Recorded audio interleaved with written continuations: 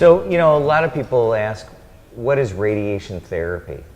I always tell people, whenever they ask a question, what does it feel like? And I say it's like getting a chest x-ray, because you just don't feel a chest x-ray.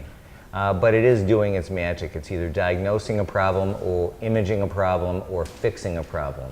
And so I was hoping that maybe you could talk a little bit about when somebody comes in to see you, what kind of staging studies do you think are valuable now in 2019, whether there's a role for multiparametric MRIs for staging or if any other staging modalities are worthwhile?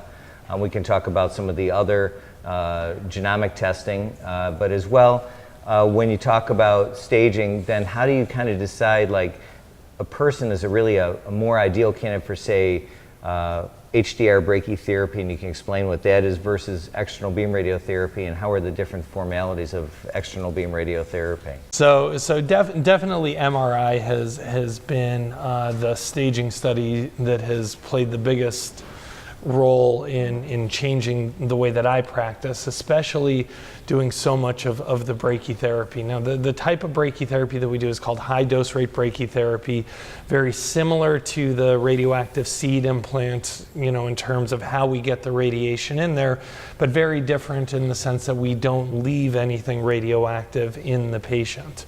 There are different ways of doing it, the way we have always done it at Beaumont. You know, the patient goes under anesthesia, the procedure is done by the time you wake up. There are no needles in you, there are no seeds in you. The only thing that's in there is a catheter, which will come out almost immediately after you wake up from anesthesia.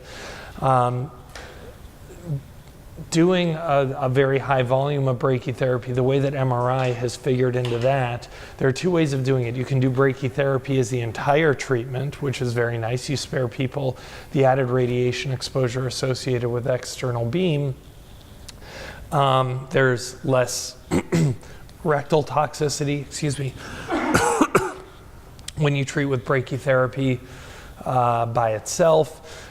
So if you can do a prostate MRI and you can show that the cancer, which you can see in exquisite detail on an MRI, really the first imaging test that shows us the actual cancer itself within the prostate gland, and you can show that the disease is confined within the capsule of the prostate gland, not growing into the seminal vesicles, not growing through the capsule into the surrounding soft tissue, I'm very comfortable and very confident that brachytherapy by itself is sufficient treatment.